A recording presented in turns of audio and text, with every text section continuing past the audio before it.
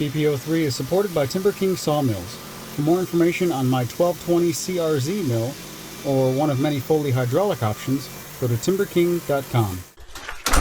It's already 2:30 in the afternoon, and I'm just now getting started outside. It's just one of those days where I did a lot of running around in the morning, and all the running around stuff, you just feel like I don't feel like I got anything done. So I got to make some changes and do a few things, and I've already done a bunch of stuff, so let's just jump in. Fans are not cutting it anymore. See all that coloration, the blue coloration there, that mold and mildew? Every time I cut lumber and stack it out here, I'd usually run a fan, and well, I do. I run that fan, and it runs 24/7 for the first few days, and with that amount of airflow, I've never had an issue with mold out here. Properly sticker stacked, but as you can tell, getting some mildew on here. So this isn't working like it has been in the past, primarily because we've gotten a ridiculous amount of rain over the past month or so. We're normally supposed to be in our drought, but we had a drought earlier this year than normal. Anyway, it's hot, it's sticky, it's humid. No longer can I let a bunk to just sit here and dry underneath the lean-to anymore with a fan. Instead, I got to put it out here where there's, I guess, better airflow. Even with the fan, this is still, I guess, better airflow, because I don't know if you remember, I had the two bunks stacked right here for the longest time, and those bunks didn't mold. They got weathered, you know, just on the exterior surface, but they didn't mold sitting right here. Well, I don't want to have a big eyesore right in front, literally right in front of the garden, so I'll still have that eyesore, but we're moving it over here. So my thinking here is we still get the prevailing winds coming through the bunk if I have two bunks right here for material, and that's going to be a benefit for various different reasons. Also, because this is all gravel right here, so no matter if it's raining or not, I can throw the pallet forks on the tractor and load somebody up if they're wanting to get some lumber. So I think the next stage of the lumber sawmill evolution is to keep the lumber over here. I've got plenty of area over there to put the bunks, and it's out of the way and it's not an eyesore, and who cares. But at the same time, when it rains and gets muddy, I got to drive through the mud to get the material, so I don't really like that. This just seems to be the best spot. So lumber right here going forward. I was moving a bunch of stuff yesterday with the tractor and tore down Tyler K's very first play fort because she no longer wants it, full of nails, and I used the grapple to get all of that stuff right where those burn barrels are right there. The pile is completely melted, completely burnt away last night. Not that burn pile, second burn pile. But in the meantime of moving everything over there, I think I ran over a nail. So I've got a flat on my front left tire. If it is a nail, I'm hoping it is, then a quick patch will be fine. I've got patches in two of the other tires, so got to get that done today. But also, I cleaned up on the other side over there a little bit, so let's go over there. Her play fort was right there, and I got to move that rainwater bin somewhere else until we figure out an actual solution for it. We're still kicking that can down the road. But now that I have this empty, I want to stop burning over there, and I want to keep burning over here where there is actually a burn pile in the tall grass. So I think I need to mow this real quick and get it knocked down so I can get a better idea of how this is going to be over here. Okay, that's one thing to do today. Probably the first thing to do, because the flail mower is already attached to the Balmalite. I did some mowing yesterday, or was it yesterday or the day before? And it's ready to go, so might as well knock that out. Another thing that I want to do today is get a dedicated electrical circuit for the air compressor.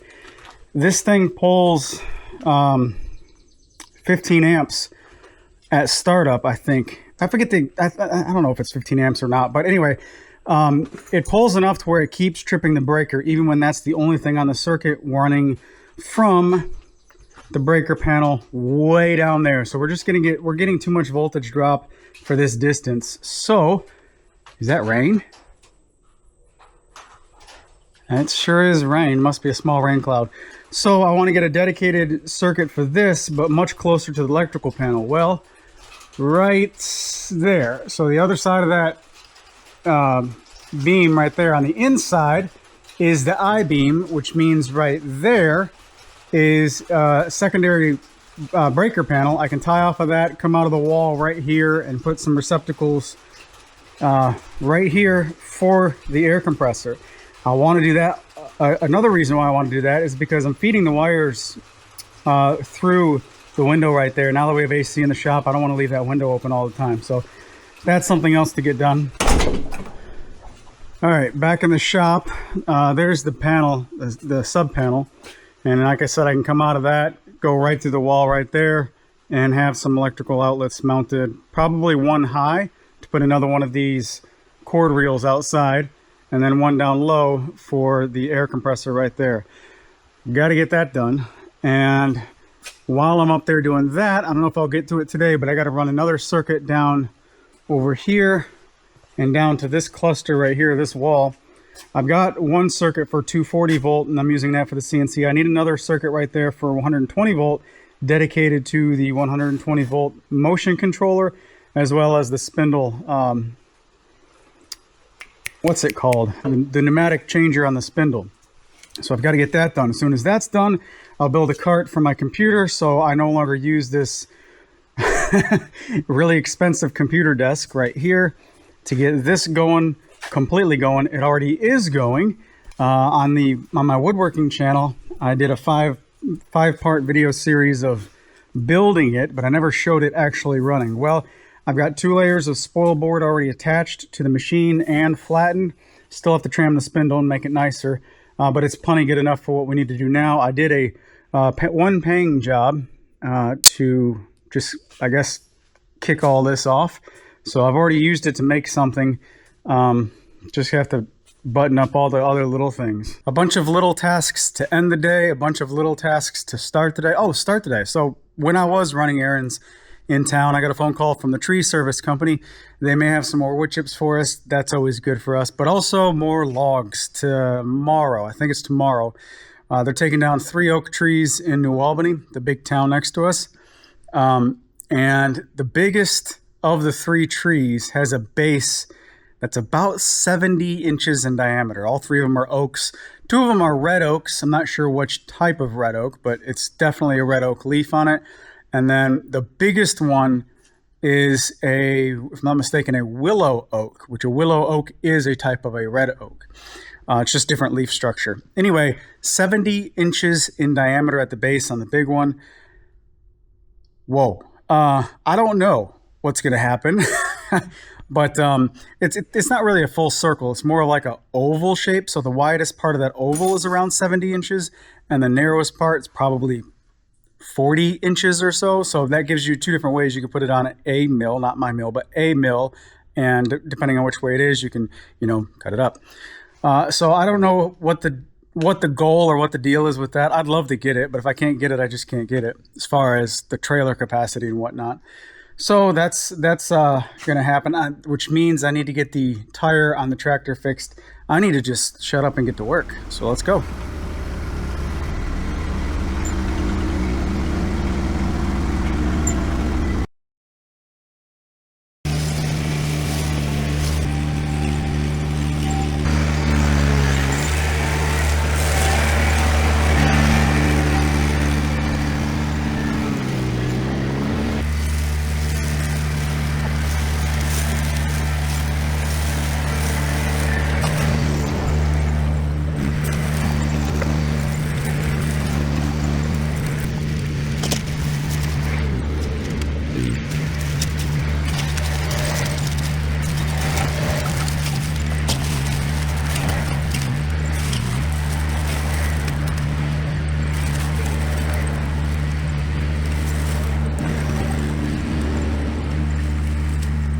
What an incredible machine, incredible combination. You see how tall the grasses are, right? They're taller than I am.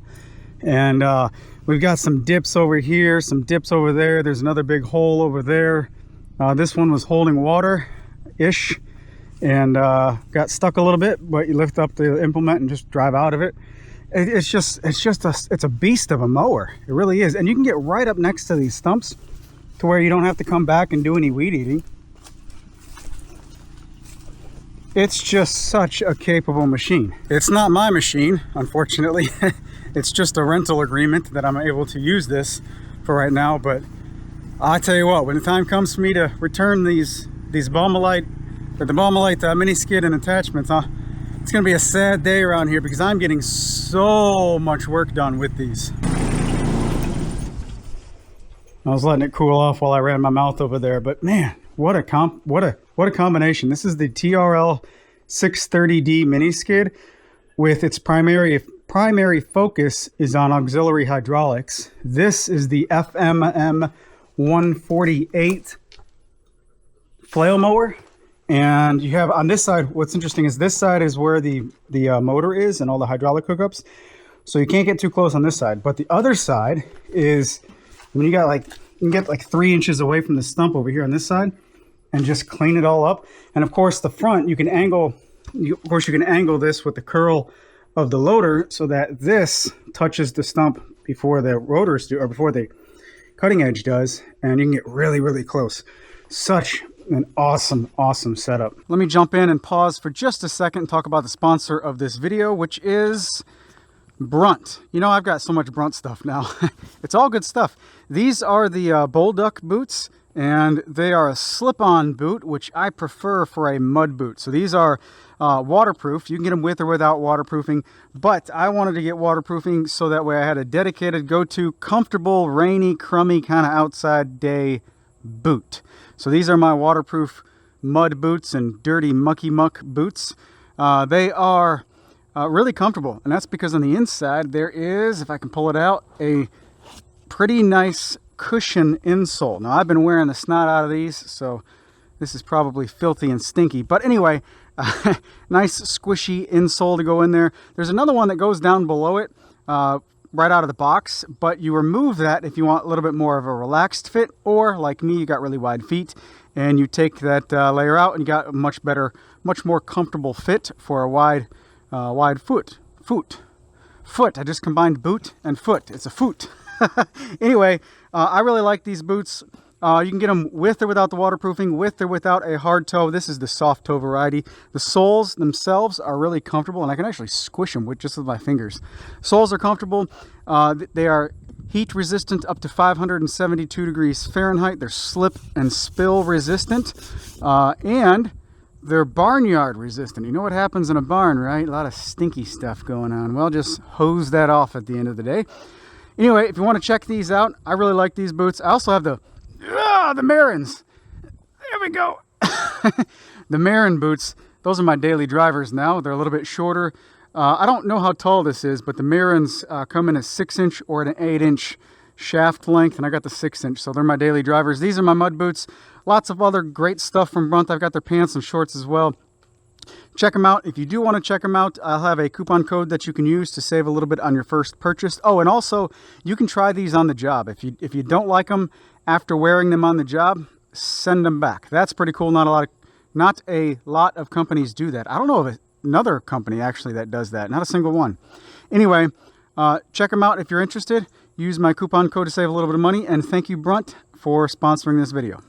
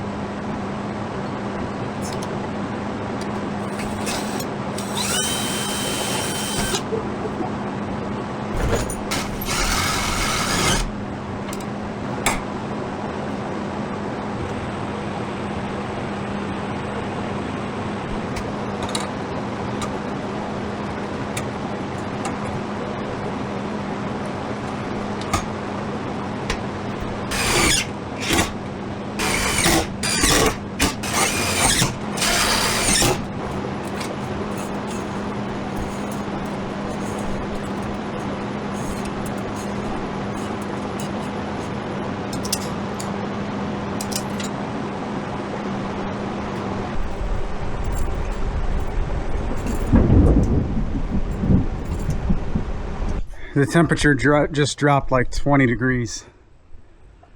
Storms are a brewing though. Storms are brewing. Man, it does feel so much better out here. I got the outside work done-ish. I got the wrong plate cover for up there, so I got to change out the plate cover sooner rather than later because it's open gap for dirt daubers. So I've got a GFCI plug right there, line coming in, load going down, and I've got this hose reel or cord reel attached to or plugged in right there. Yeah, I got the wrong plate for that box. No big deal. I'll swap one out. I got to go to town later tonight anyway, so I'll swap that out pretty quickly and easily. That's not done though, and it bothers me. All right, coming down the conduit, we have just a pair of duplex receptacles down here. Everything's outside grade. That GFCI is a 20 amp GFCI. These are 20 amp outdoor rated receptacles. That's outdoor rated up there as well. And it feels good to have some plugs out here, that's for sure. This cord reel, you kind of have a little bit of force when you pull on this. So the bottom, you see it kind of bend in a little bit. I don't know how that's going to last long term, if that's going to damage this panel or not. If it does damage the panel, I can take it off and put an intermediate plate right there. But the top screw is in line with those screws right there that go through the actual steel structure. So the top one is mounted nice and strong. All right, let's go inside. All right, inside, I was able to pop through below that structural member. This is kind of like a Z channel. It goes down, back, and then down again. So there's the inside of it right there. So the screws on the outside are secured to this bottom row right there.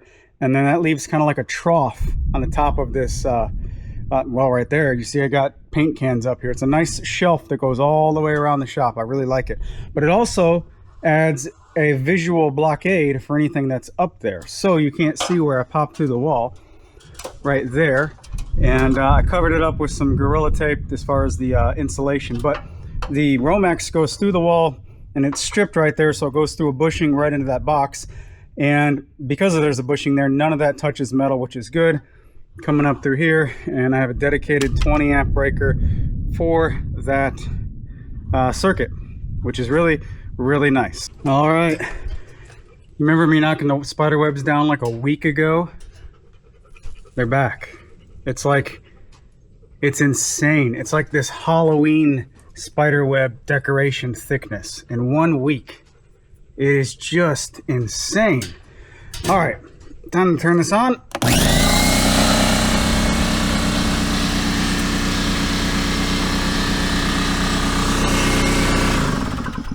Add that to the list of things that are stupid simple that I should have done sooner. Oh my goodness. I've had that cord through the wall for the past year and 6 months. Anyway, the only downside of the GFCI being up there is I'm short and I need to have something to stand on in order to reset that. However, it is outside, so I did want a GFCI as the first plug or first receptacle on the line. So done, check the box. And I need to get this or I'm never going to find it again. It'll be right in front of my face and I'll be looking for it. All right, I've got to get this tire fixed on the tractor, but let me tell you something. I just ate probably the best grilled chicken I've ever made in my entire life, and I've made a lot of grilled chicken. It was so good, and I ate quite a bit of it. And now I don't want to do anything. But this tire has to get fixed because I need the tractor tomorrow, so onward. Well, it's about as flat could be, and my air hose won't reach out here, so I'm gonna try and get it to the shop or to the lean-to right there without breaking it off the rim. We'll see.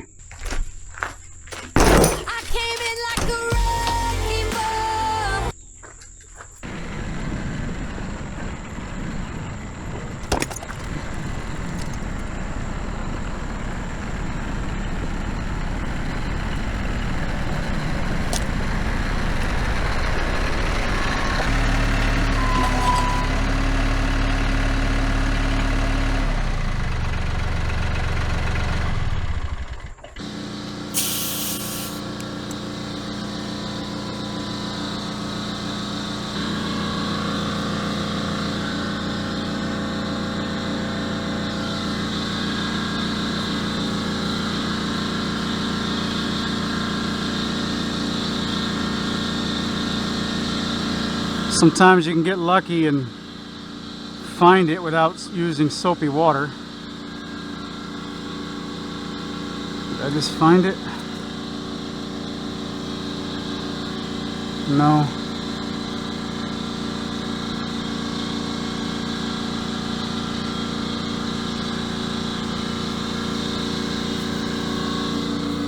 Yep, I found it. Right there. There it is right there. This camera doesn't focus close, but you can hear it. Alright, that should be an easy plug fix. And with that, I think all 4 of my tires will have at least one plug. This is the last one. First step, we're going to take this needle out of here. I'm sure it's got a specific name, but this little valve in here. We'll take it out to exit all of the air to make the patch easier. I think I just said patch. I meant to say plug. Let's ream it out just a little bit first. Ay caramba! You don't want to go in there. Well, let's make you go in there. Oh. Alright, let's get the plug ready. Well, I hope this works because I'm on my last plug. These are one of those things that just keep extras on hand. I need to learn from my own words right there to keep more on hand. I hope this holds. I normally like to use 2 plugs on these big tires, but it is what it is. Only have 1. Put a little bit right on the opening. Whoop. That's a little bit more than a little bit. And then load this dude up. These little repair kits usually come with some rubber cement. Well, they do come with rubber cement. And usually you have some left over. Which, if every kit comes with it, and you have some left over, that means you should probably use some more. So I typically make this sloppy, just so there's a ton of this stuff on there. Find the hole again. I just covered it up. Where did it go? Is that it right there? Is that it? Where is it? There it is. Plug goes in. Quite a ways. And then we pull this out. That's in there a good little bit. Make sure that's all the way around there. Push and wiggle, push and wiggle. And there we go. Now, I do need to cut that off, but I'm going to wait until I put air in it and make sure it's not leaking.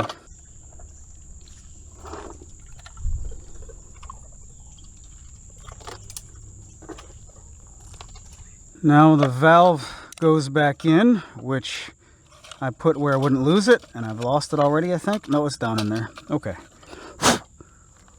Valve goes in. Air goes in, and we watch for bubbles. I do not see any bubbles. Alright, I'm going to go ahead and cut this off now that I don't see any bubbles. Leave a little bit sticking out, but keep it lower than the tread, and hope that that was the only one. I didn't check to see if there's another one. Maybe I should do that right now. Oh, there's another one. Darn it. Ah, I got another one right here. Okie dokie. Well, got one of them fixed. I need to go get some more patch material. By the time I get back from the store, I got to run errands anyway. It's already late. It's like 7:30 at night. I'll probably just put that next one in tomorrow morning. Well, I guess I should go ahead and take the air back out and go ahead and ream this hole out so I know where it's at.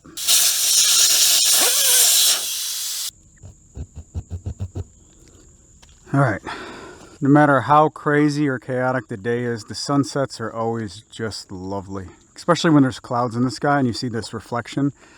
All these beautiful oranges and blue on the background. The sun's actually setting over there, but we're looking at a reflection. But I just love looking up at the sky at night. Especially on a clear sky at night and you see just about every star in the sky where we live. We don't have all kinds of light pollution. It's just lovely. Today was a very chaotic and crazy kind of a day. Holy cow, look at... Man, look at the sky behind me. Isn't that crazy? Gosh, I love that. I love orange in the sky. And it feels like everything's turning orange right now. It's so trippy at golden hour when the sun sets and everything just changes colors, you know? It's just... anyway, I like it. So, did a bunch of running around this morning, checking a bunch of boxes. Feel like I got a lot of stuff done around the property, which is great. Jamie even mentioned it. She said, I think you have a very productive day today. And I think I did too. So, makes you feel good at the end of the day. What doesn't make me feel good is I've got to go get another patch and do that first thing in the morning. Plug. I keep calling it a patch. A plug. Need to get another plug and get that done. But there's a lesson here for any youth out there watching. Learn how to fix things on your own. Learn how to create things. And learn skills that you can actually use in life, like electrical skills. Just today, I ran a bunch of electricity and patched a tire. Put a plug in a tire. Both of those things would cost you a decent amount of money if you had somebody else do it. So the more you can learn to do things on your own, the more freedom you will have, the more independence you will have, the less relying on somebody else you will have, and more money in your pocket. I think that's it for me today, though. This sky is so distracting. I'm just going to stand out here and stare for a few minutes. I'll talk to you guys in the next one.